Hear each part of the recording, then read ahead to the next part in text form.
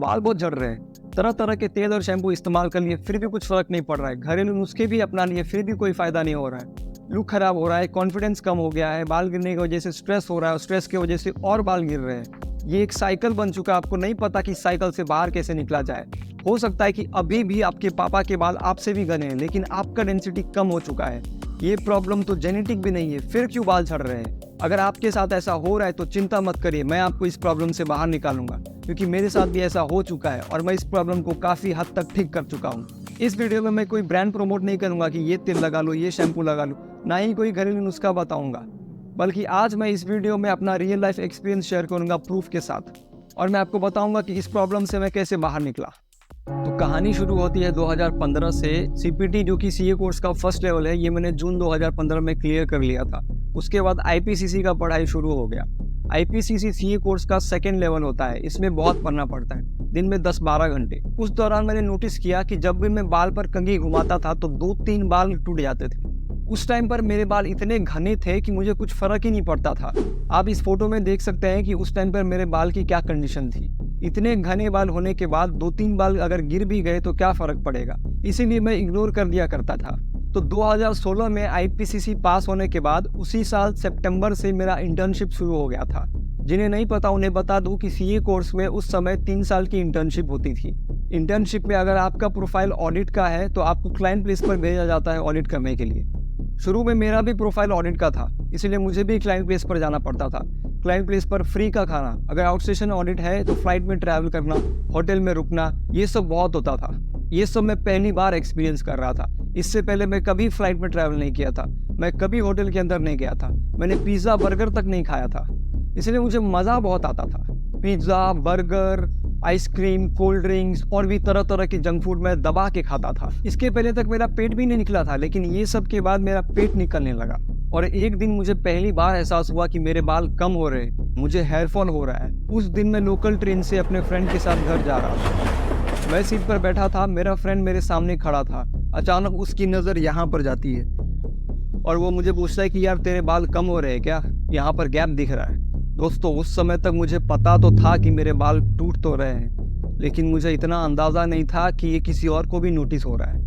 मैं इग्नोर कर दिया करता था, 2-3 बाल टूट जाते थे तो मैं इग्नोर कर देता था, लेकिन उस वक्त मुझे एहसास हुआ कि सच में मुझे हेयर फॉल हो रहा है और ये किसी और को भी नोटिस हो रहा है। उस दिन के बाद मैं बाल को लेकर बहुत परेशान रहा करता था।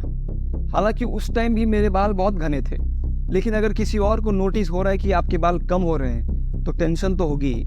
ये बात मैंने घर पर डिस्कस की तो मेरे पेरेंट्स बोले कि तू कभी गंजा नहीं हो सकता, क्योंकि तेरे पापा के बाल देख कितने घने हैं, तेरे बाल देख कितने घने हैं। अगर 2-4 बाल टूट भी गए तो वापस आ जाएंगे, कोई बात नहीं, और अगर नहीं भी आए तो कोई बात नहीं, बाल इतने घने हैं, कुछ फर्क नहीं पड़ता।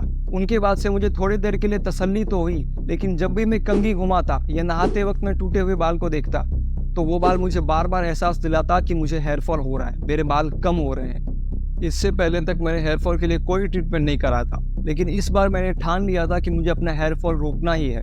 टीवी पर मैंने काफ़ी सारे एड्स देखे थे कि ये तेल लगाने से हेयर फॉल बंद होता है, बाल मजबूत होते हैं, तो मैंने भी वही किया। मैंने एक तेल मंगाया और वो तेल लगाना मैंने चालू किया, लेकिन अफसोस कुछ फ़र्क नहीं पड़ा। मई 2019 में मेरा सीए फाइनल का एग्ज़ाम होना था। 2018 का आधा साल बीत चुका था और 1 साल से भी कम टाइम बचा था सीए फाइनल के एग्ज़ाम के लिए। मेरा पढ़ाई पर फोकस नहीं हो पा रहा था मेरे बाल की वजह से, इसलिए मैंने एक डिसीजन लिया। प्रॉब्लम था मेरा बाल, तो मैंने बाल ही हटा दिया। मैंने क्या किया, अपना हेड शेव कर लिया, पूरा बाल हटा दिया मैंने। उसके बाद मेरा फोकस पढ़ाई पर हो पा रहा था। कुछ महीनों के लिए मेरा ध्यान बाल पर से हट गया था और मैं पढ़ाई पर पूरा फोकस कर पा रहा था। एग्ज़ाम तक मेरे बाल जो भी बढ़ते थे मैं उसे हटा देता था। धीरे धीरे मई 2019 आ गया और सीए फाइनल का ग्रुप 1 मैंने क्लियर कर लिया। देखते देखते 16 जनवरी 2020 भी आ गया और सीए फाइनल का ग्रुप 2 क्लियर करके मैं सीए बन गया। उसके तुरंत बाद मार्च में कोरोना की वजह से पूरे देश में लॉकडाउन लग गया था।